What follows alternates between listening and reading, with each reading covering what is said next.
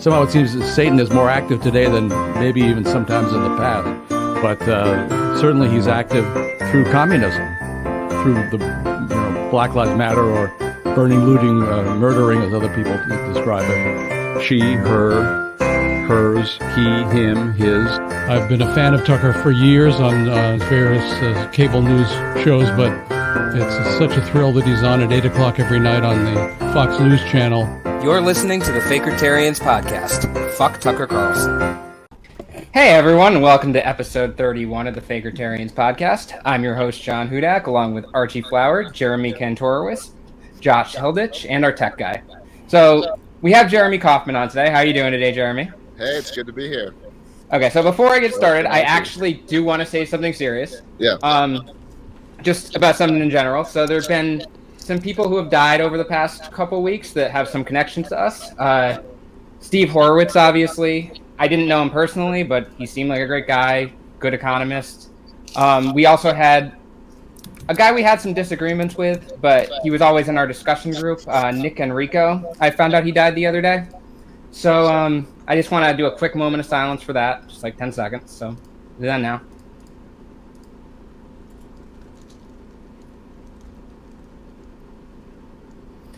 Okay. Now that that's out of the way. Do you need trumpets and everything as well? Or? I just heard about Nick the other day. I did too. It's very sad. Wait, Nick Ferrentes, he passed away. No, Nick Enrico. He was a guy. I don't know that. Yeah, guy. he was in our discussion group. I think. Shit! I saw that. Yeah. That was horrible. Yeah. Calcitera, I think. I know that's his real name, but I know he went by Enrico on Facebook. Yeah, it's always sad when that happens, you know what I mean? Like, I had that happen in another group I was in where a guy was involved in a car accident, he was 22 years old, you know, it's just nasty stuff. Yeah, it's a bummer. Okay, so moving on, like, we're not going to keep, like, the somber tone this whole time. Not that kind of podcast. So, Jeremy, this is going to be fun, but you can have fun too. We'll all strap in here. So, several weeks ago, after you were criticized by a 15-year-old boy at a virtual LNC meeting, you wrote that 100% guaranteed this guy would suck my cock if given the opportunity. I said dick, but yes. Oh, he said okay, yeah. Dick. Yeah. Okay. Look, when I said that, I didn't know. Neither was it a genuine interest in him sucking my dick, nor did I know that he was 15. It was an LNC meeting. So once an adult. Once he told you that he was a minor, you said. You talked about how libertarians don't believe in a federal age of consent, and you wrote that if you're mature enough to participate in the decision of who rules me, you're mature enough to suck my dick. So there was something.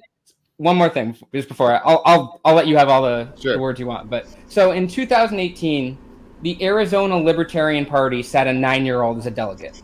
Yeah. Do you think that 9-year-olds who participate in the LP, whether through giving public comment or through being credentialed as a delegate or anything else, are mature enough to engage in sexual acts? I don't think it would be. I don't think a 9-year-old would be mature enough to do either. I don't think a 9-year-old would be mature enough to lead policy discussions, to rule over others, to have the responsibilities that someone that's in government has. And I don't want them to have those responsibilities.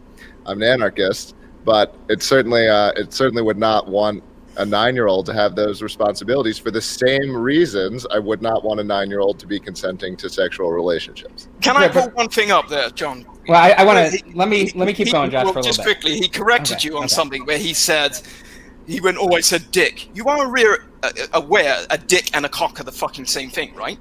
Yeah, sure. I just want to, I like being correct. I know, but the way that you said it was like, I didn't actually say that. I said dick instead. Look, it's the fucking same thing, bud. That kid, I'm curious for you guys. Like, do you believe that he was actually sincerely offended? Like, do you follow him? Do you think he was sincerely offended by that, or do you think he saw his ability to use his age as a weapon to achieve something, socially or politically? Do you actually believe he was genuinely offended? If he tells me he's genuinely offended by what I said, I would apologize to him. I don't believe that he's genuinely offended. I believe he's attempting to manipulate people. I mean, I think at the very least he was genuinely offended by I think it was the Tower Power Hour or whatever, where people were dropping slurs about him.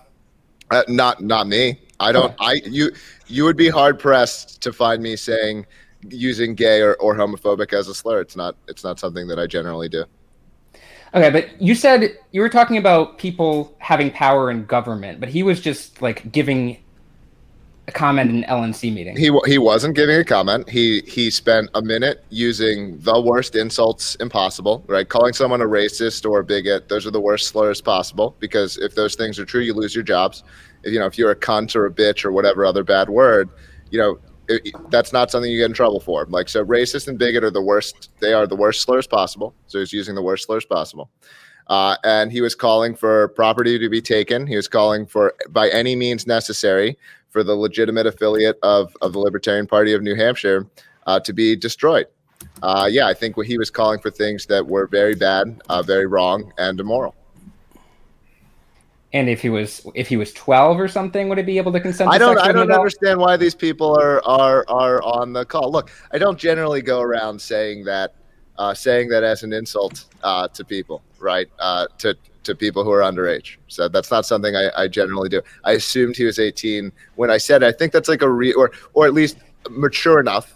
I think that's a reasonable expectation of people who are participating in an LNC meeting. But I don't participate in a lot of LNC meetings. If it's common to have, no, but I think it's reasonable. Chris Hansen thinks differently, mate.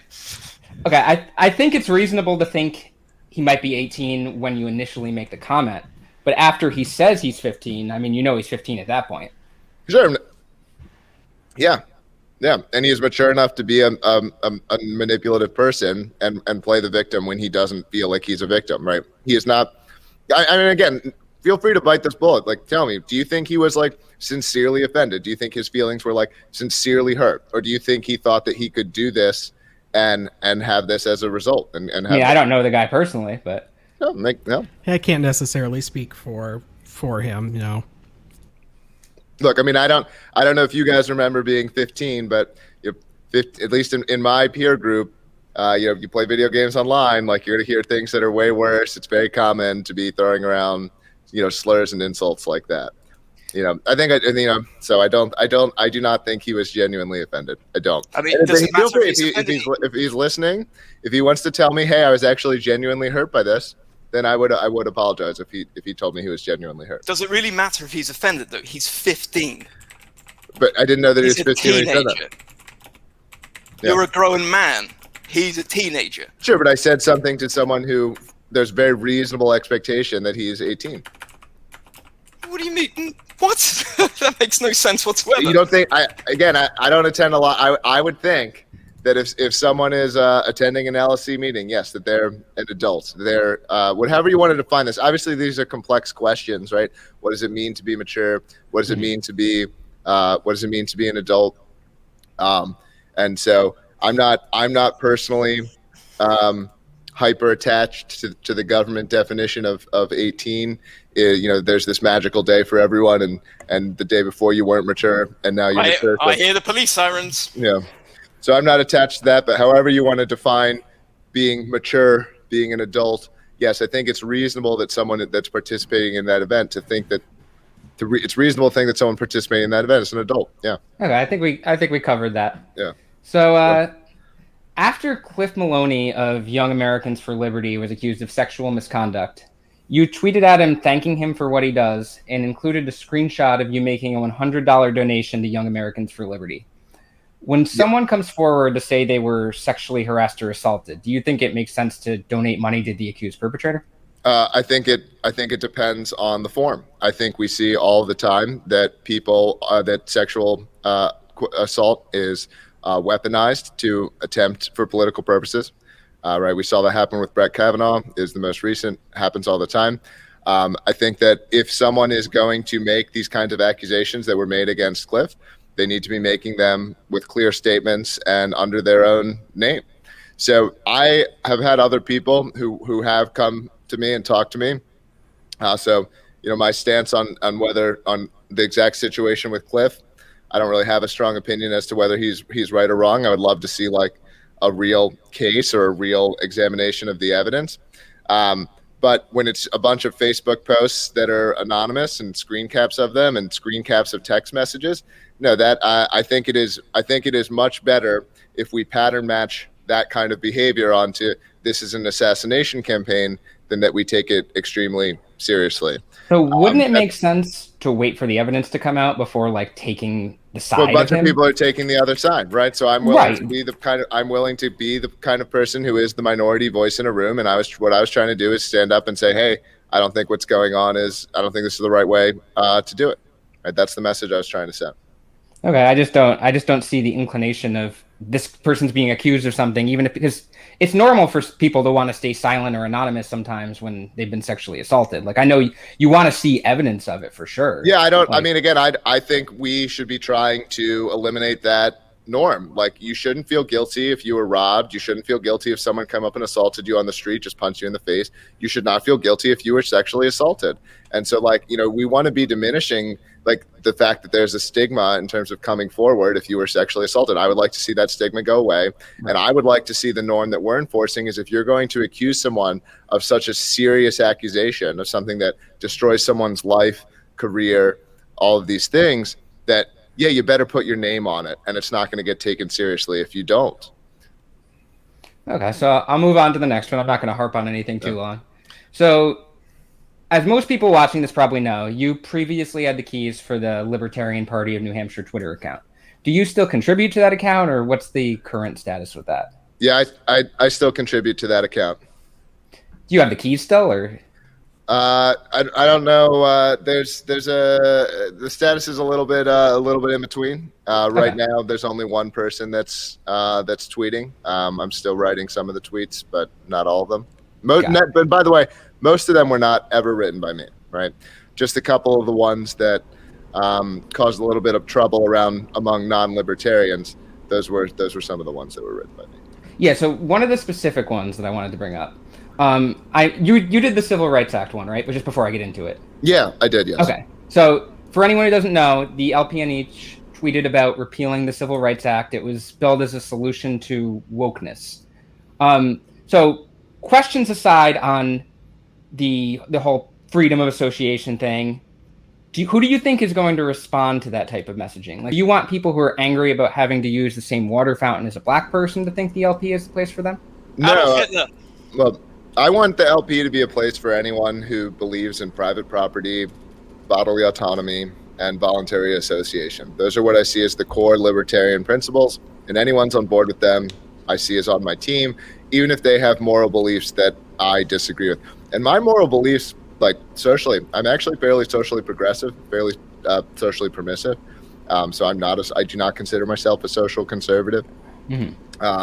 But in terms of wokeness specifically, or whatever word you want to use for it, it absolutely is true that a lot of the reason that sort of woke perspectives are dominating large corporations and government is a lot of it is enforced by the law. And we followed up with several substantive policy articles and positions when we tweeted that. So I would cite Richard Hanania's article, Wokeness is Just Civil Rights Law. And Brian Kaplan has a good series of blog posts. I think title is Deregulate Discrimination. So, yeah. Oh, go on. Yeah. So look, these are the reason that you see the surge in HR, diversity and inclusion initiatives, all of this stuff. It's largely due to federal regulation, right? It's the federal government that says that you're not allowed to IQ test people that you're hiring. That's a federal government policy. It's the federal government that says that if you attempt to hire people and you use various filtration mechanisms, and those filtration mechanisms don't create, exact racial harmony, that you're going to get in trouble. I mean, these laws underpin a huge amount of problems. They cause problems in the banking industry, the finance industry, hiring. There's a wide variety of areas, and it's basically saying that like the I don't know if we want to use the left-right spectrum, but basically like left social beliefs, you have to follow them. You're not allowed to have sort of more socially conservative beliefs or hire along socially conservative beliefs. And I think people should be allowed to do that. So I get the freedom of association argument, and I'm on board there. But if we're talking about the Civil Rights Act, and most commonly when people are talking about the Civil Rights Act, they're talking about the Civil Rights Act of 1964. There's only 2 titles in there that really have anything to do with freedom of association, because the other ones have a lot to do with prohibiting the government discriminating. So yeah. Do you want to repeal all of that and allow the government, allow a state government to not let black people use the same water fountains, or are we talking just these two titles? So I think the two titles are clearly a problem. In terms of the additional titles, it depends on what level you're talking about. When I believe at the municipal level, a lot of things we should be much more permissive than we are at the state and certainly at the federal level. So I would like to see again, I'm an anarchist. So if I'm being my ideal, I'm like basically an ANCAP. So we have that sort of ANCAP type design. Mm-hmm. But if you're talking about in terms of, not getting that, I would be stricter at the federal, strictest at the federal level, next most strict at the state level, and at the municipal level, I would say basically anything goes because we have it's a very large country. So if one municipality, people are voluntarily choosing to associate and live in that municipality, I don't really care how they do things, right? If a bunch of black people want to have a black town and say this is a blacks only town, I don't have a problem with that, right? I'd have a problem with the black only state. I'd have a problem with the black only branch of the federal government. I don't know if I don't have a problem with an ethnic. So let's say we're in. I'm pretty sure Salt Lake City, Utah is probably majority white or something like that. I'm just thinking of an example. So would you be okay with Salt Lake City passing a bunch of laws saying like black people have to sit at the back of the bus and black people can't use the same water fountains, that kind of Jim Crow stuff? I would not. I don't like morally approve of that. I don't think that's like a good thing to do. I don't like the idea of larger entities overruling smaller entities, right? I think that it's better that we have smaller entities be able to experiment, be able to do things the way that they want to do, and give people that choice, that spectrum of the way that they want to live.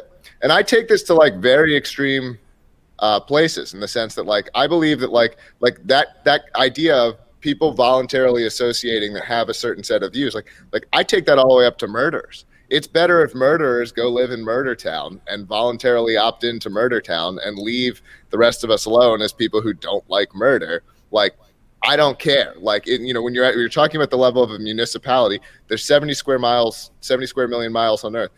10 square miles where there's some set of people, some set of rules that I think are disgusting. As long as people aren't forced to live there and they're allowed to leave, etc. Like, if people want to opt in to live in some way that I think is morally abhorrent, like, I think it's better that we have this principle that people can voluntarily live in ways that we think are disgusting than that we say that my set of morality, my set of the way that the world works, the whole world has to work that way or the whole country has to work that way. I don't like that kind of thing. So going back to my hypothetical about Salt Lake City, Utah, then you'd have an issue if, let's say, the Utah government stepped in and said, like, no, you can't make black people sit on the back of the bus on public transit. Like, I'm not talking about like some kind of private property society. I mean like the current setup right now. Yeah, I don't like states overriding municipalities generally because municipalities are a smaller atom of government, and so it's much easier to leave your municipality and go to another one.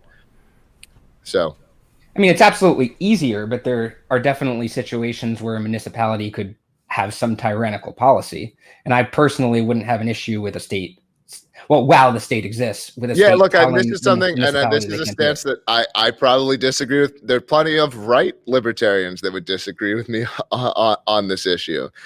So this is, I'm happy to accept that I may be a minority and sort of putting this high preference towards localism. By the way, this is true for all kind, anything, right? Like, because I could talk to a right libertarian who says gun rights are like the most important thing or whatever. And I would say, well, look, if a municipality wants to ban guns, it's a municipality. That's fine. Federal government should never ban guns.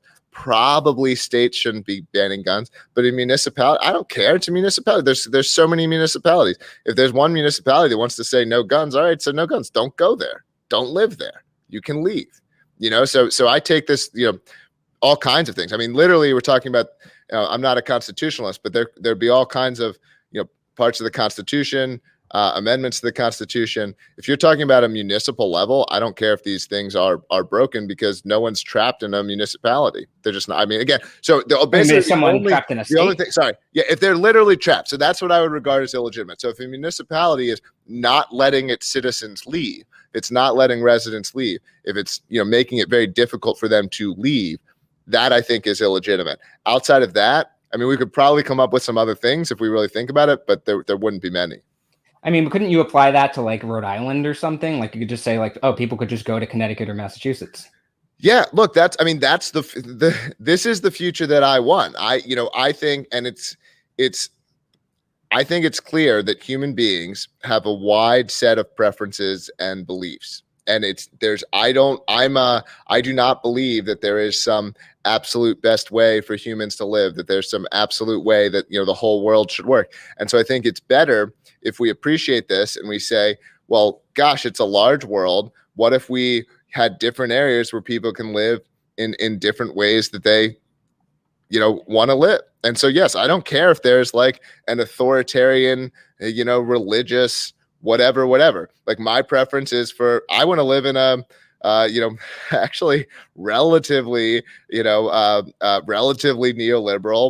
certainly multicultural. Like I want to live in a society that values markets and private property and is dynamic and has all kinds of people living there. But if other people want to live some other way, like I feel like it's better if we say, hey, there's a large earth, we can kind of, self-segregate and live the ways that we each want to live and not mess with each other. Okay, so, fair enough. Oh, Jeremy, RG, I'll let you go. I just want to jump in here. Do you believe in inherent inalienable human rights? Probably not. I'm not sure. What do you mean by right? What do you mean by what do you mean? I mean, like the right to life, liberty, and the pursuit of happiness. Inalienable natural rights. I have a right because the government doesn't say so. I have a right because of my human nature. So if we use rights in the sense of, I think if the word right means something like people ought to have the ability to do this, and I would potentially contribute my, and it's immoral if this thing isn't obeyed. Like I would probably agree that there are some rights in the sort of like real world pragmatic sense. Like obviously that's also like not true because rights are surrendered all the time. People get dominated all the time or whatever. So it kind of depends on what we mean by this. Well, the reason I ask is just to follow up, because if you have a municipality doing literally what it wants to, what happens when we get a bunch of people together that Chris Hansen would want to lock up and they say, hey, there's no age of consent here. All the kitty diddlers to this municipality, and we're going to import some kids too. I mean, don't those kids have rights? Yeah. Well, so if you're talking about kids, you would get into a trickier situation. That's not one I'm going to go to bat for. But it's clear, even when you talk about these issues, that like there's a wide variety of perspectives among both libertarians and non-libertarians. And so unless you're going to take the stance that my set of morals is like universalifiable and I have the correct answers for everyone, you're either going to take that stance that my answers are correct for everyone, or you're going to have to accept that some people are going to voluntarily live in ways that you think are wrong. Right. And so you would be okay with the federal government moving into this city with tanks to stop the kitty diddlers? No, the federal government. No, I don't want the federal government to do it. Like, this is the kind of thing. It's like if people voluntarily try to do something that is like so abhorrent that people are going to use violence to stop them regardless, like they're not going to be able to get away with it. Like, I don't think that there's any world in which, like, because it's just so unpopular. The population of people who are interested into doing this, like, it's a very minute population, right? There's not large amounts of people. Well, you did say there's like 70 million square miles and that there should be a place for everyone. Yeah, right. So this municipality theoretically exists in the future you want. Yeah, well, I mean, look, and if other municipalities want to aggress against it, like I would probably just stay out of that one, right? I think that there are enough people who would probably aggress against that municipality that it probably wouldn't get away with existing. Okay, so I do want to keep moving on to other questions, RG, just because we want to. I got some other things on here. So fair enough. You've tweeted out that libertarians are the most oppressed minority. Yeah. Do you think that's minimizing the oppression of racial and sexual minorities? And is that a good way to bring those types of people to libertarianism? So I see my mission as to achieve liberty for those who want it. In my view, a lot of people don't want liberty.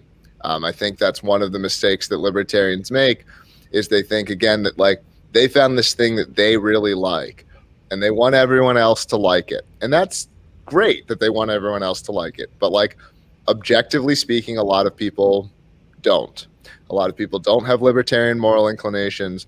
A lot of people don't share libertarian views, and they never will. I think it's very difficult to debate that the average libertarian is more oppressed than the average homosexual person or the average black person. And by that, I mean, how far from their ideal sort of society is the average libertarian versus gay person? How far away are they? Libertarians are much farther away, much farther away, right? Like we're basically, in my case, I'm going to spend, thousands of hours, more than 1,000 hours every year serving the federal government, a federal government that I regard as entirely illegitimate, entirely morally improper. My business is actively being sued by the federal government, right? I have to fight the federal government. I spent $1 million fighting the federal government. So I see myself as very oppressed. I don't have a victim mentality. Like I want to fight, I want to win, but I certainly do think that the government does more to suppress my ability to live the way that I want to live than the average black person's. As opposed to like the impact of stating that, I don't know. I don't always think about things that way. I think it's true. Impact's important. Yeah, I think it's true. Well, I made a promise to myself like a pretty long time ago, and I've kept it, that like I'm going to speak my truth. I'm not going to hide what I believe because it's unpopular. I'm not going to hide what I believe because it's like bad strategy to share it. Like I'm just going to say what I think and share what I think. And so I think that that's true. I don't know what the impact is. I mean, but there's also the issue of comparing a political ideology to an immutable characteristic. Like an ANCOMs or something are far away from their ideal society. But political inclination is more genetic than homosexuality. The evidence is overwhelming of this. The evidence is overwhelming of that? I'd say it's fairly... All right, I'll walk back. I'll say it's fairly strong. I'd like to see the study, please. Just look at any general hereditary research, twin studies. That's not Jeremy. a good direction. Like if you believe that people are born gay, you're talking about the study of genes and genetics and whether things are hereditary. That's what you mean by saying that someone is born gay. You mean that they were biologically inclined to have those beliefs. Yeah, and so I think it's true. I think biology and genetics play a large role in who we are. I think anyone who has kids, would also agree with me. I think it's true. And I think that the evidence in this area also says that your political affiliation, your political inclinations are basically as or more genetic than your sexual inclinations. No, it can definitely be influenced by genetics, but you see people changing their political affiliation more than you'd see like a gay person become straight. Like so not political party. So your political even that though, because I used to be a neocon. I've been an ANCAP since 2011. I've been straight the whole time. Yeah. Look, I mean, I don't know how like productive this discussion will be without sort of digging in and doing the research, but like the idea. So I guess I'll talk briefly about twin studies. The idea of twin studies is you take people who are identical twins. They were adopted separately, and you look at their outcomes. And so this is a way of separating genetics from environment because they didn't have the same environment. And like things like whether you're a right-wing authoritarian is as or more genetic than whether you're attracted to the same sex. And I think the evidence is like fairly strong that this is true. Now, what we want to do with that, how we want to, update and adapt what we do. And this is why I think this is why, I mean, this also relates to one of the biggest mistakes I think that libertarians and the Libertarian Party makes, is it basically is adopting this kind of blank slate ideology where it thinks that like everyone can just be reasoned and persuaded into these things being true or correct. And I think the evidence is that that's not true. You kind of just answered my question before I asked it, because I was about to ask if you believe in the free market of ideas and whether or not we can actually persuade people. But if you think libertarianism is genetic, I guess we can't persuade people. Some people, it's a mix of things. So people have different inclinations. And so one of the reasons that I want a libertarian messaging that is like fairly, so some people can be persuaded, some people can't be. And you've probably experienced that in terms of you've gone out and had conversations with people about becoming a libertarian, right? Some people are very strongly inclined in certain ways. Some people are not that inclined in certain ways. Some people are going to be gay no matter what. Some people, whether their degree of same-sex attraction may be influenced by social and environmental factors, right? Like no one's suggesting that people are fixed and they never change. I would never suggest such a thing. But I think that it's a mistake to think of our beliefs as something, well, like everyone can be persuaded of these. I think it's better that we think of our political beliefs as something akin to the type of ice cream that we like, and it's something, well, hey, it's important that people try it, right? Like if you've only had chocolate and vanilla and you've never tasted strawberry, it's really important that you taste strawberry. You might like strawberry more than chocolate or vanilla, but to think that like your liking of strawberry is somehow the absolutely correct ice cream flavor and everyone who doesn't like it, sucks or is wrong, I think that's a mistake. And so, I want libertarian messaging to make sure that people get to taste the flavor, because I think there are a lot of people out there who have these libertarian inclinations and would become libertarian if they're exposed to the ideas. But I think it's also true that a lot of people will never, ever become libertarian.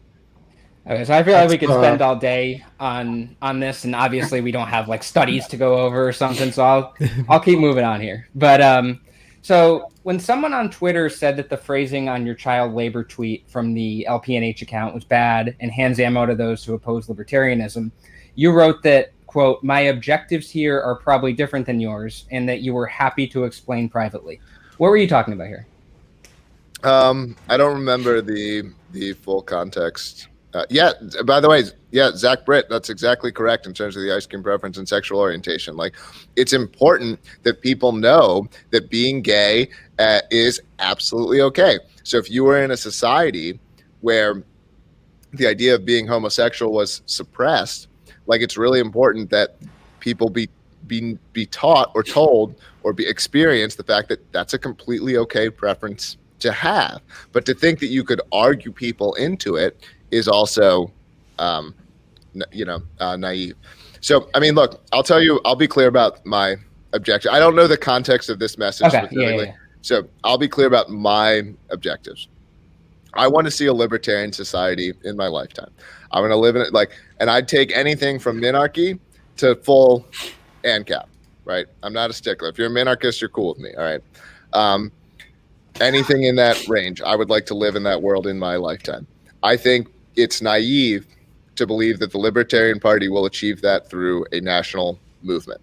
I think it's good, though, that the Libertarian Party exists, be advancing libertarian ideals. I think it's great every election that they can win.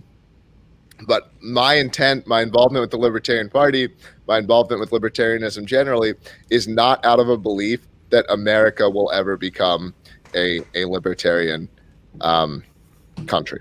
I don't think that's gonna happen. So I'm a free stater for these reasons, because I think physical concentration is one of the best strategies, but it could be private cities, it could be seasteading, it could be other things. Mm-hmm. But I don't believe that a national, even if a libertarian president got elected, I don't think that would be remotely sufficient to achieve a libertarian society. I think it would help, but yeah. It would help. Oh, sure. There's still be obstacles to overcome. I would love it. Yeah. So, do you consider yourself a member of the Mises Caucus? I guess it would be tough to dispute that, because I give a small monthly donation, and I'm in the Facebook group. And I also, like, if you're asking me who my pick would be, like, I like Dave Smith. He loves me. Yeah. But I'm, to me, I actually think some of the Mises Caucus people are a little, I don't, you guys probably don't like this terminology, but I think even some of the Mises Caucus people are a little bit blue-pilled because they're still holding out a hope for this national libertarian movement, and I think that's really naive. So I feel more aligned with them than anyone else, but like I don't see myself as like I'm not taking marching orders from Michael Heiss, and I'm probably not perfectly aligned with them, but I feel more aligned with them than other groups. You were taking marching orders from Michael Heiss at the Libertarian Party of New Hampshire convention, correct? I believe you tweeted about that. Not from Heiss. No, and so what? And Douglas. Well, and Douglas, yeah. Look, we are now voting on a bunch of things I do not understand, so just doing what Big Mike DeTerre says to do. Glad Mike and Jeffrey A. Douglas are here supporting NH Mises Caucus. Yes. Okay. Yeah, so definitely, like, I'd never been to one of these conventions before, so I've been a member of the Libertarian Party for several years. I was a member all the way back in college of the Libertarian Party, like, college club or whatever it was called. Voted Libertarian for both president several times, as well as, other down ticket, kind of candidates. But I'd never been super involved with party politics. Look, part of the reason I became a free stater is I did not see a path to liberty through the Libertarian Party. But then I saw the Libertarian Party saying, they weren't against lockdowns, which to me was like one of the most immoral things to happen in recent history, or even in my lifetime. And I just felt that they were like generally being pretty soft and not advancing the kinds of ideals that I wanted to see advanced. Mises Caucus seemed like something that was opposing that. So I joined, I met up with the organizers, I attended the convention. I didn't know how a convention worked. I didn't know everything involved. So yes, I was listening to other people on, how to vote because I felt that they had my interests, they understood my interests, and they were representing them. Yeah. Okay. So let me see what else I got here. Do you have any thoughts on the Mighty Ducks too? I mean, is it better than Mighty Ducks 1? Is that the pinnacle of the Mighty reason Ducks? I'm asking you, we asked this to all our guests because Lou Rockwell wrote an article, I think it was in like 1994, about how it's anti-white because it had like black people playing hockey. Yeah, look, I'm really not on that side of things. Like I don't think those people are not libertarian, so I'm not trying to attack them either. I wish, I think libertarians are generally like too small of a group. I wish there was like a little bit less of the attacking ourselves and each other. And I'm not trying to cast the first stone. I know I've attacked people myself. So, but yeah. It is possible to like condemn transphobia and racism and other forms of bigotry while also condemning wars and other instances of government force. Sure, it's possible to condemn like all kinds of things. Like and we can get into this if you want. Like I'm not saying that those things are a non-existent problem. I believe that racists exist. I believe that transphobic people exist. I also think, again, that like, at least in terms of some of those preferences, that it's a large earth, and even if I disagree with some of them, they should be able to live that way. But I do not think like this is a very, very, very low problem on the totem pole for me.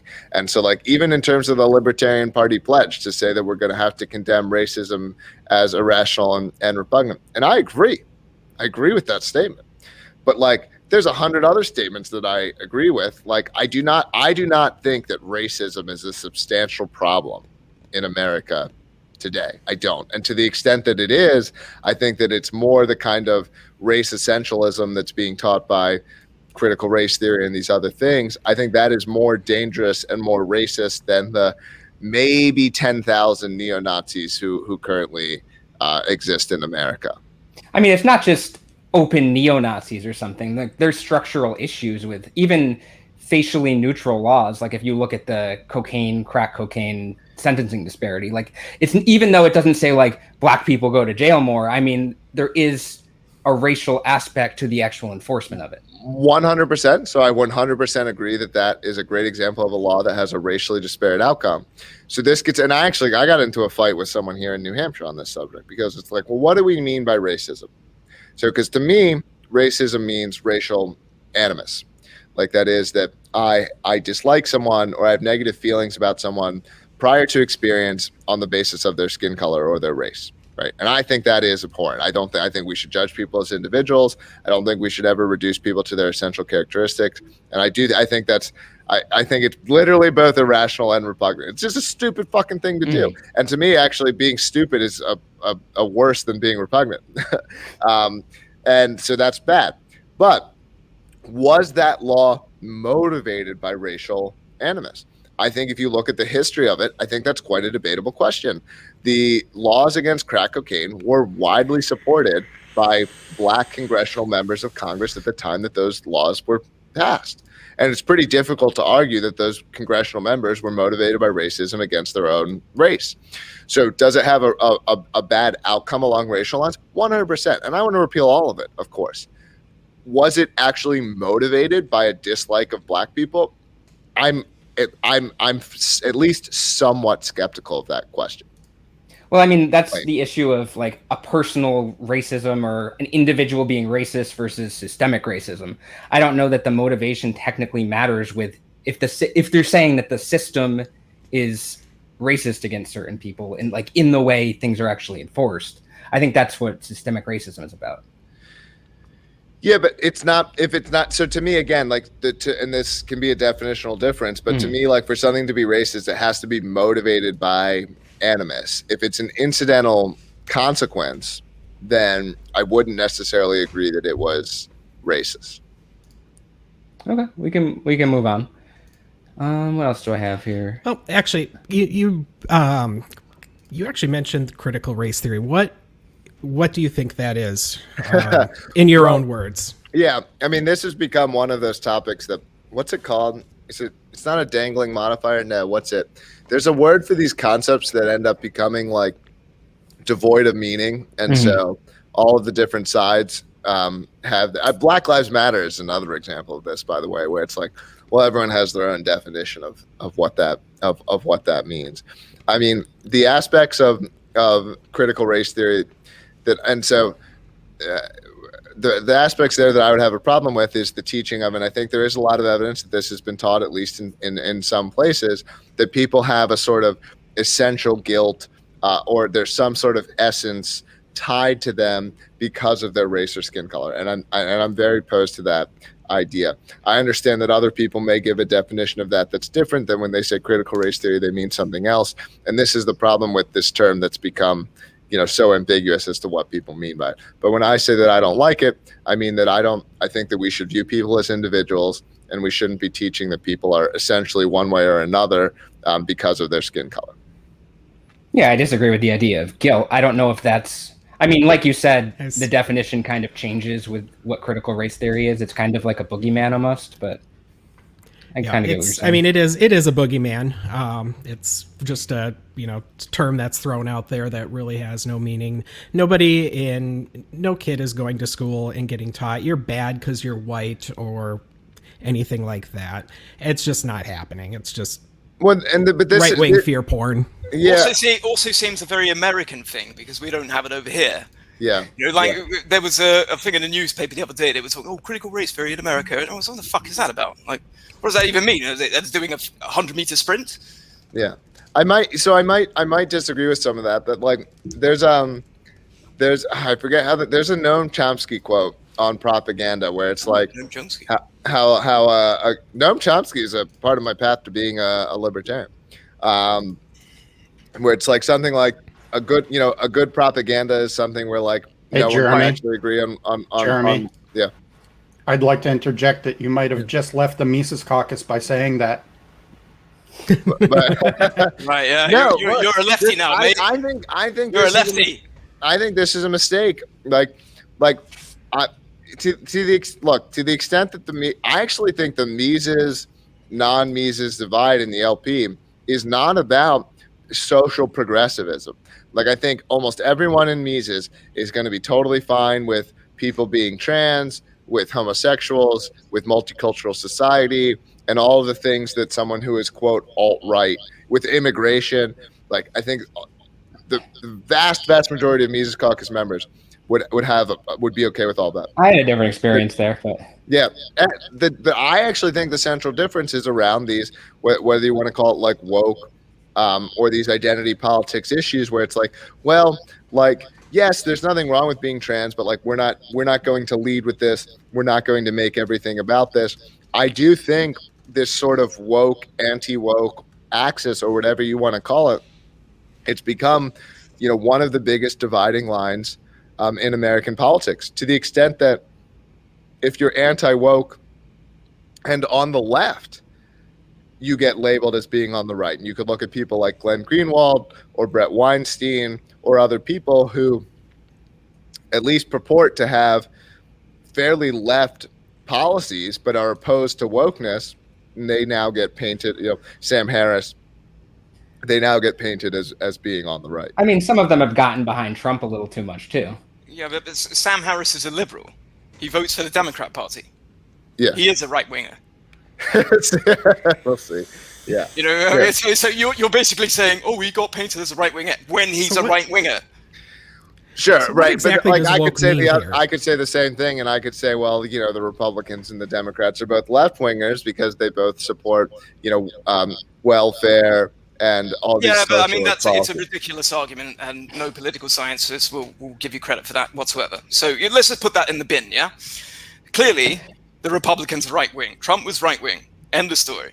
I know that you say like, oh, yeah, giving someone 20 quid, or that must be socialism. Yeah, you would again. It would depend on how you define these things. If you're putting right left, so it's like, because right left bundles up all of these kinds of different things into one axis. So like one of the biggest, so in terms of the way that left and right libertarians are disagreed, like one of the biggest axes that's bundled into left right is egalitarianism, right? So or equity, right? So how much do you think people ought to be equal? How much is consenting to hierarchy? Can people consent to hierarchy? Is hierarchy intrinsically illegitimate? How much hierarchy is okay? But these kinds of things. And so that's a left-right thing. Trump, I don't think, was particularly egalitarian, so he may have been a right-winger in that regard. In terms of social policy, I mean, Trump advocated for COVID checks. That's pretty socialist, right? So I could say that that's not. Well, where are you getting these definitions from? That's not socialism. Socialism is social ownership of the means of production, giving people a boost to to make the economy run again. That's not necessarily socialism. That happens across the board. It happens in Keynes' argument for his economy. It happens in social democracy. It happens in capitalism, wherever. So this is where I was coming from, Jeremy. It's basically you give someone 20 quid and you go, oh, fuck me, that's socialism. Obviously. To me, it is, right? How I use government does things. Sorry? Socialism is when the government does things. Exactly. I mean, end of story. Right, and we have the same sort of argument from tankies, where they go, look at China, how good they are. How communist they are with their fucking iPhones and, Apple stores that are producing chips and everything like that. But government is not socialism, Jeremy. Well, you have to get over that stage. That ended in 2015, bud. Again, we might disagree on this, right? To me, we absolutely disagree on this. Right. So to me, socialism is the collective ownership of anything. It's a collective ownership over the administration of the money. To me, government courts are socialist because it's a collective ownership over the court system. There's not private courts. Money is socialist because it's a collective ownership over the administration of money. Money is socialist. Sure, because there's not free banking. That the government privately owns these things and that it's actually capitalist in nature. Sure, but I mean, look, these arguments, these are like the most boring of kind of disputes is when we're agreeing on reality but disagreeing on the terms to use to describe reality, right? So it's like that must be difficult for an edgelord. Certainly one of us is interested in getting attention that way. Who's that then? Who? What? I want said, attention. Who's that then? Yeah, exactly. I think that. What do you mean? person would Yeah, like exactly. attention. That's not an answer That to my person, question. I said perfect. who. Karen wants attention. She said that, or they said that. Oh, right. Thank okay. you. So I got a question for you. Well, so did you, Jeremy. So I got a question for you, Jeremy. I was Yeah. listening to you speak, and you're quite articulate. And I'll give you that. But you were talking about libertarian messages, yeah, and trying to portray the libertarian message to the masses, which is it's a reasonable thing to do. But in one of your tweets, you talked about getting rid of the age of consent, right? And then you also say, "Taste the flavor." Well, I don't know about Taste the flavor of what, Jeremy?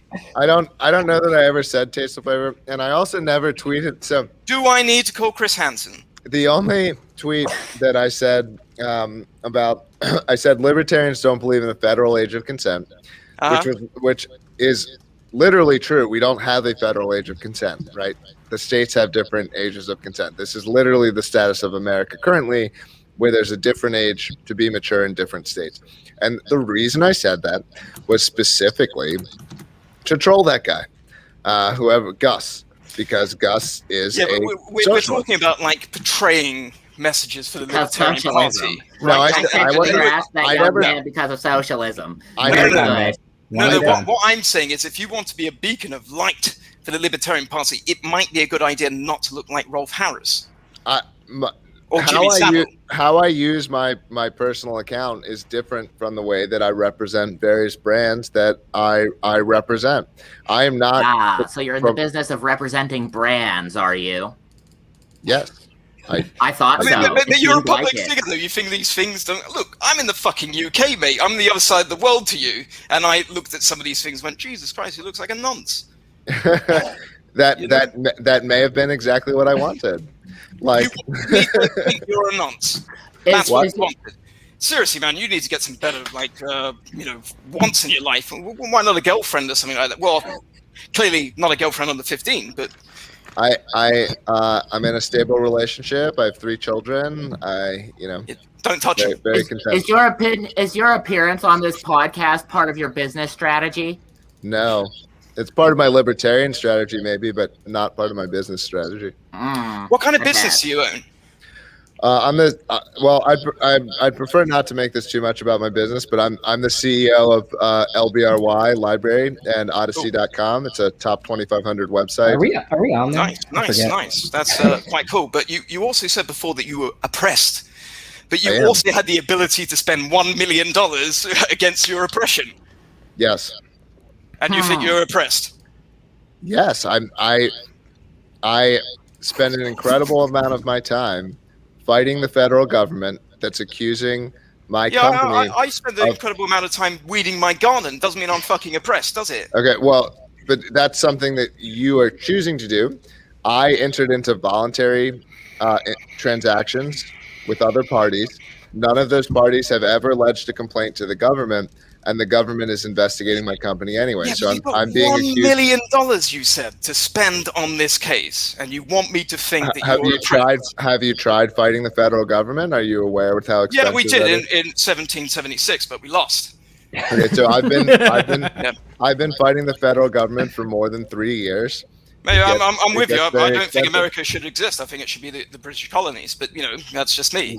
Yeah, no, I think that's a valid stance. I do think that's possibly true. Maybe there was a breach of Agree with contract me. there. Then you can join MI6. Then you can be our spy. Yeah. Very good. I like this actually, John. You found Happy the spy. 4th of July, everybody. I mean, I'm not sure why you call yourself an ANCAP if you want to go work for MI6. I think you're on a tangent and in a space that I'm not sure anyone else is there with you.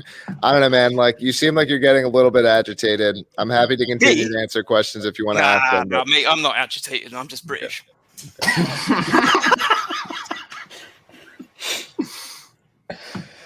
Okay, Archie, do you have anything?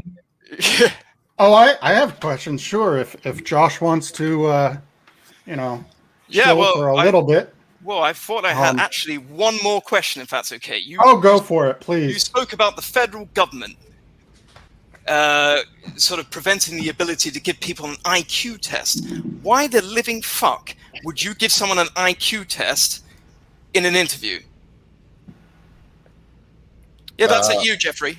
Intelligence is real and measurable, and there may be certain jobs where you're better off having people who are more Right, that's what the intelligent. interview questions are for. They try and assess your ability to understand if you could do the job that you're trying to apply for, right? So if I apply for a computer science job and they ask me, what do you know about VMware? And I respond, it's a virtualization, blah, blah, blah. I don't think they're going to be measuring my skull and going, yeah, okay. Well, measuring IQ is not measuring skulls. It's measuring something quite different. And yeah, a lot of these tech companies do effectively give IQ tests. They've had to disguise them due to the trouble of giving exact IQ tests. And so if you look at a lot of the reasons... What companies? I work in the tech industry. Which companies? Google, Amazon, all the big... False. No, they don't give you literal IQ tests. I work for Amazon. Wrong. Okay. Well, I also know a number of people who are involved in hiring at Amazon, and you may not appreciate that the tests that are being given when you're hiring are basically analogous to an IQ test. I mean, you work at Amazon, you know that everyone there, at least certainly everyone that's an engineer. Well, I think generally they ask you a question like, what is an elastic IP? And you have to give a response to that question. You're saying that's an IQ test. I don't think they are generally giving pure knowledge tests. Pure knowledge tests look. You didn't answer my question, Jeremy. What's your question? I said that if someone was to say to me, like, what's an elastic IP, and I respond to that question, is that part of an IQ test? I do not think that specific question is particularly predictive of IQ. Oh, that's a specific question. Okay. Yeah, look, feel free to do the research on this, and I guess it's possible I'm wrong about Amazon specifically, but I'm you're fairly very wrong. confident. And you're also wrong about Google too. No, Google gives I'm much more confident about my answer with regards to Google, that Google does ask and give questions. I mean, I literally know people who hire for Google full time. I've gone over the way their hiring process works.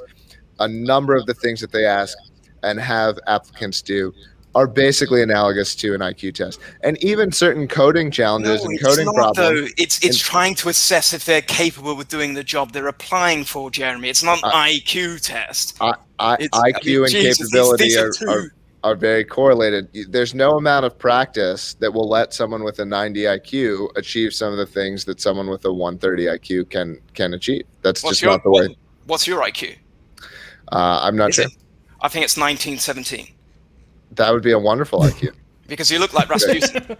You're not sure. That would be. I think that'd be impossibly high, but I wish. Let's let Archie ask his questions here. Yeah. Alrighty. So you were on a Take Human Action podcast on June 19th with Jacob Winograd. And at the end of that podcast, you said, I am really happy to talk about anything that I've done or that LPNH has done. Let's just have that dialogue before we go, attacking each other publicly. I think that's a healthy thing to be aiming for. Is that really your general sentiment, or is that just pandering to that audience? As a human being, frequently we have aspirational moral ideals that we don't always live up to. It is if I'm in my calm, non-emotionally charged state, that is my sentiment. There's probably a lot of things that I would disagree with the people on this call about if we dug into various social issues and the various importance of them. Nonetheless, I think you guys are probably, as you guys, okay, is that a word you're still allowed to say that one? You people, I think you people are, I want to be sensitive. I think that you're 90% closer to what I believe than most people. There are people out there who are way bigger enemies to us than each other. There's a phenomenon called the narcissism of small differences. Freud sucks, but Freud came up with this idea, and this idea is a good one. And it's basically this idea that we tend to have the closest conflict with people that are somewhat similar to us. And we do this as a way of differentiating from each other and as a way for competing for status sort of within the in-group. If you're a tanky, or if you're a authoritarian, or if you want to fight wars abroad or whatever, like these people are way farther away from anyone on this call than I am from anyone on this call. Well, to be fair, I don't want to shag a 15-year-old. Okay, And- so Yeah. so I mean, I think at how this point far you're being away clearly is- disingenuous. how far away is Nick Fuentes from people on this call? So I mean, I think, well, probably depends for different people on this call. Like, obviously, Nick has a lot of beliefs that aren't libertarian. I don't think his beliefs on immigration are libertarian. I don't think his beliefs on certain social issues. Well, I don't know if they're intrinsically not libertarian. Maybe they are, maybe they're not. But certainly, Nick has a number of beliefs that aren't libertarian. Nick's also pro free speech, anti-war. I mean, he's anti-war because he thinks like we're fighting for the Jews or whatever. I don't think he's anti-war out of like some principled stance. Okay, I'm sure if there was a war, he liked. You're unusually prepared to answer questions about Nick Fuentes' beliefs. I'm not either. I'm not an expert on all of Nick's beliefs. So Okay, so here's my question. I'm a minarchist. Okay, earlier in this podcast, you said minarchists are okay with you, sure, yeah, absolutely. and okay, so you stand by that, even though I say I'm a minarchist. Yeah, I mean, so to me, minarchy is. Do you extend minarchy beyond courts and national defense? Basically, taxation is theft, and whatever government survives is the minarchy I'll be okay with. Yeah, I mean, the truth is, as a minarchist, like, you can't really believe that taxation is theft because there's going to be some fee required for maintaining national defense. Voluntary fees. Oh, That's okay. where I want to go to. Okay. I'm not even so opposed to here's- it. Like, look, here's if my there was thing. if there was a 1% tax to keep America safe, like, so I'd rather it not be there, maybe, but like, that is so much closer to where I want to be than where we are. Like, I don't Okay, know. sure, but What does here's keep my America question. safe mean? Would mean keeping, maintaining some kind of defense force so that foreign powers or other powers Some kind wouldn't be of able to. defense force. Okay. The Okay. redcoats, yeah? The Look, redcoats. I'm not, to be clear, I am not a minarchist. I'm fine with anarchy. I think the strongest argument against anarcho-capitalism is the national defense argument. So Right. you think a standing military is So- a good idea? No, he doesn't. I'm not a military expert. I don't know what the best way to defend. Not a military expert. Yeah. Okay. Does I'm this gonna strategy work for you So- generally? How about this So- question, Jeremy? Yeah. What do you think of the English? I mean, aren't you like cowering in your houses right now, and you run away if someone has a knife or something like this? I don't know. Well, I mean, Um, I'm sat in my house talking to you. I'm not really cowering. I don't have a Right. I don't have a strong opinion about the English. I think your government's been shitty to you over the last year. That's an opinion I have, I guess. Okay, go What on. are you? Why? Oh, I would. Go on. Okay, let me I would move like on. to bring it back to Yeah. Nick Fuentes because in Last in paragraph. contrast to I was your just about to shift the conversation to Yeah. England. Oh, I've probably only got about 10-15 minutes. Just Okay, yeah, that's fair. Okay, I was, good. I was thinking of wrapping soon anyway, but to get back to the point where you say you want to have dialogue before we go attacking each other. Do you remember your first tweet to me? well, all right. In your case, was that actually my first tweet? I have it on a Twitter search right now. It's your first tweet to me by date. Was it the poll, or did I do something before? It that? was the poll. Okay. I am familiar with that poll. I suppose in your case, I may have mentally felt like we've interacted because I've certainly seen you on Twitter before.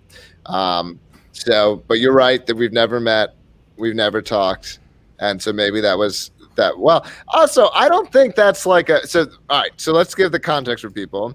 I basically, what was it? It was who is more likely to. What, do you want to read it, or who is more libertarian? Who's more libertarian, Archie Flowers or Nick Fuentes? Oh, that was the first one. 14.6 voted for me, and 85.4 voted for Fuentes. Yeah.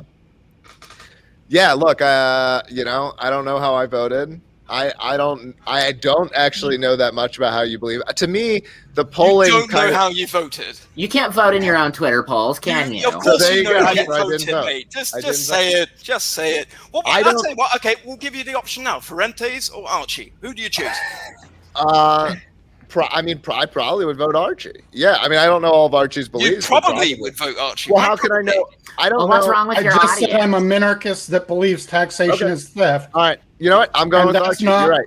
I'm voting Archie. I'll vote Archie. So I twisted Wow. your arm. There you go. But look, those polls, they're not part of why I think, I don't know, if you guys think the polls are out of bounds, you can tell me. But to me, that's not actually like being that directly rude by someone. Like, in other words, like, Okay, hey, that's everyone not rude. So if I put up a Rude. poll why wouldn't saying Archie go ahead, who's more libertarian, Jeremy Kauffman or Bill Weld, put it up? that wouldn't imply something. Put it up, because I'm going to get 95% on that poll, Archie. Put it up. Oh, It depends on where I put the poll too. you can direct doesn't it? Twitter I polls. mean, Congratulations. Right. I mean, because you polled your followers. I could No. poll like the Fakertarians discussion group, and That's Exactly I'm not still that, gonna go with Archie. Bill Weld. All these guys are going to make Yes, all these one at a like, time. One at a time. but When they I make- reply to they you make on these Twitter, polls. that's not a poll of my followers. That's a poll of a mix of both of our followers and everyone else who engages with it from there. Look, Archie, man, at a certain point, dude, you got to take the fucking L. Like, you got to accept the fact that you have some perspectives on libertarianism that, like, 95% of libertarians don't have. And it's like, I'm not even telling you to give Okay. them up, but Okay, you name can't to one. continue to Name one. this whole issue with bigotry being a big problem, that there's secret It's bigots literally in everywhere. the statement of principles, dude. That was voted in by the delegates.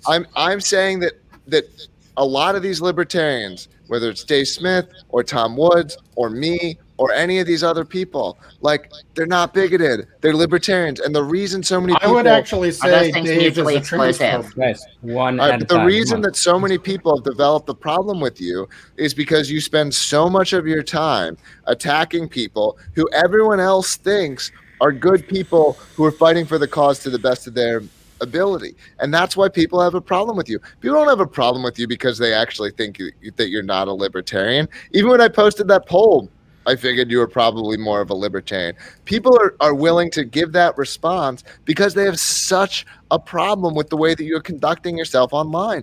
And at a certain point, I feel like you've got to reevaluate the way that you're doing some of these It's things. bad people that has a problem with Archie. Let's be honest here. But It's you're like gonna- all, but all the people in the these- Mises community, like all the assholes. But this is what I'm saying. You're Yeah, gonna- assholes agree with assholes.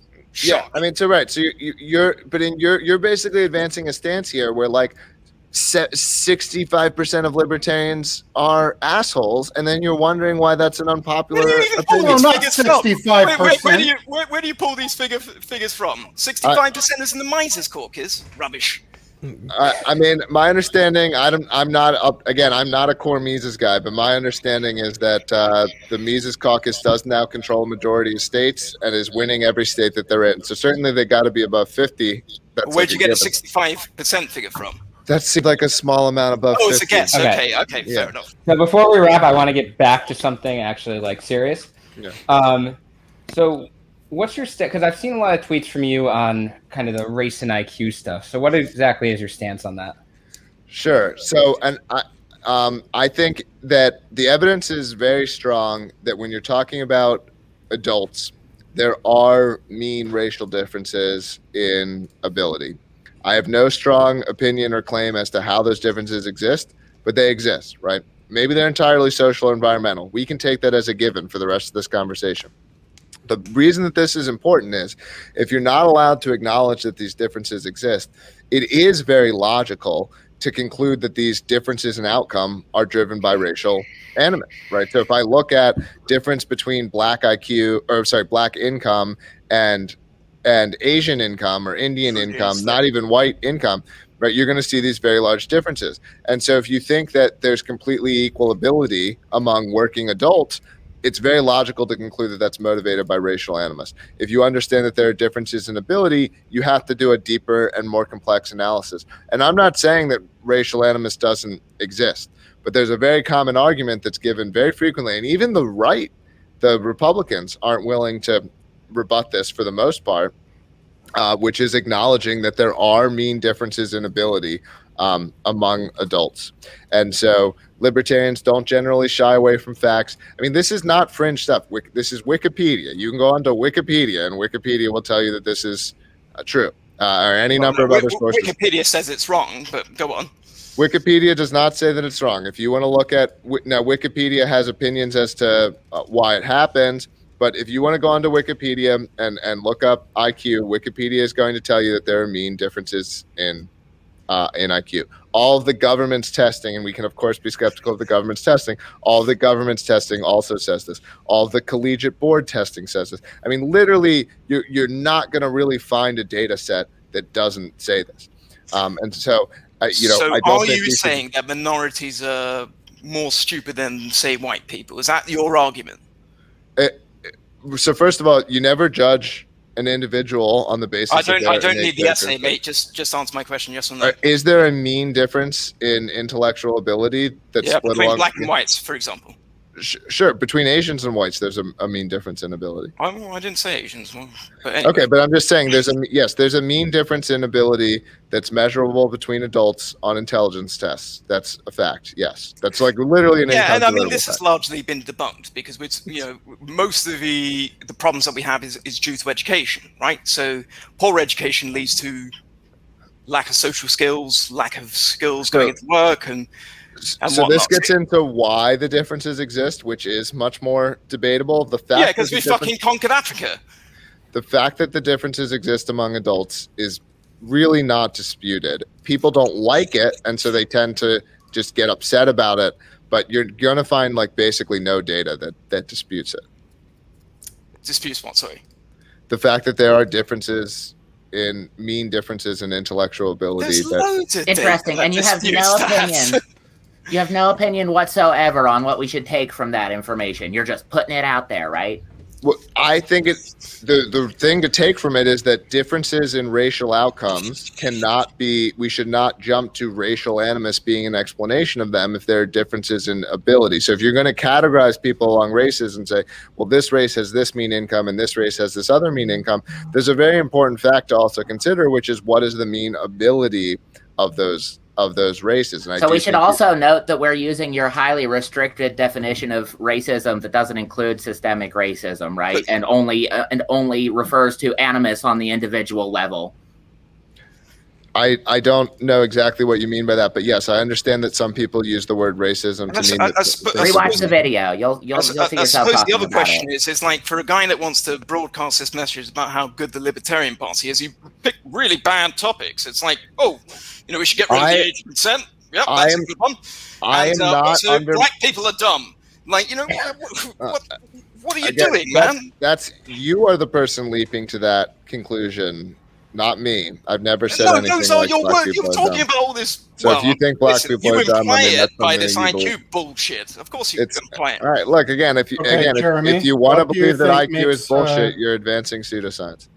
I'm advancing What do you think pseudoscience. accounts for those differences? Oh, no, hang on. Wait, no, go on. I want to hear more about that. I mean, I don't know how any human being, any adult could believe that intelligence is not real. Everyone on this call is obviously. Nobody said intelligence is not real. We were talking about IQ tests. So you believe it's real but not measurable?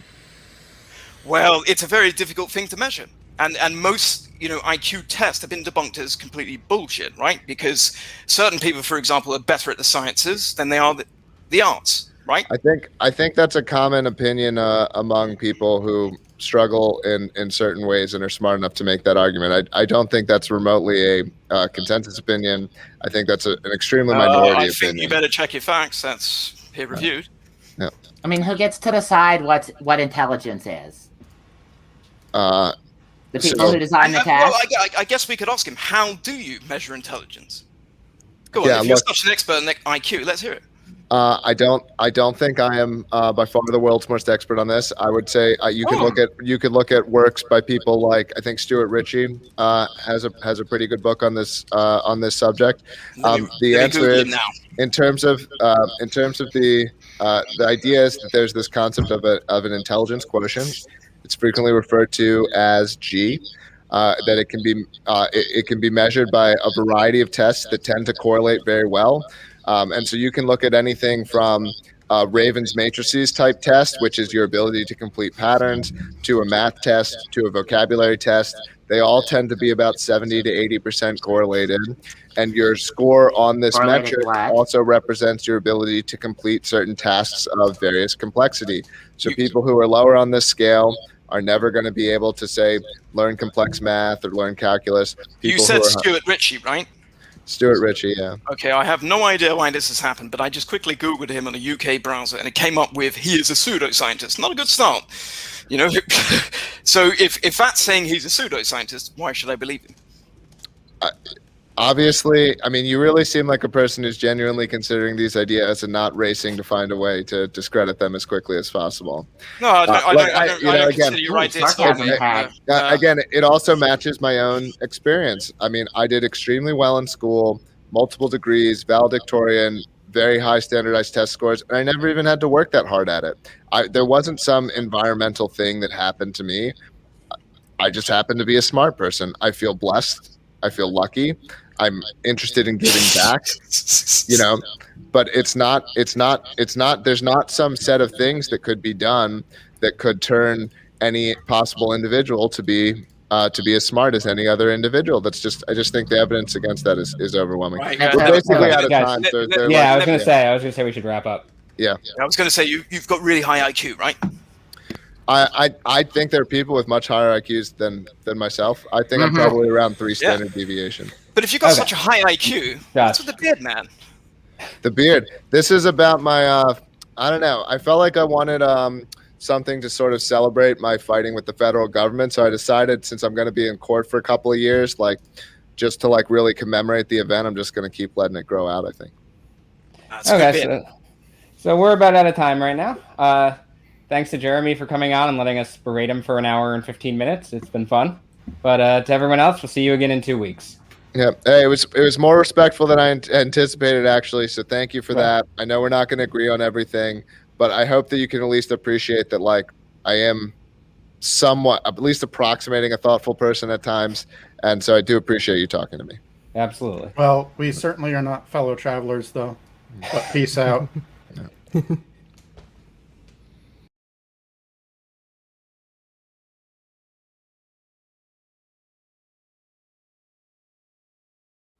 Buy shirt, get money.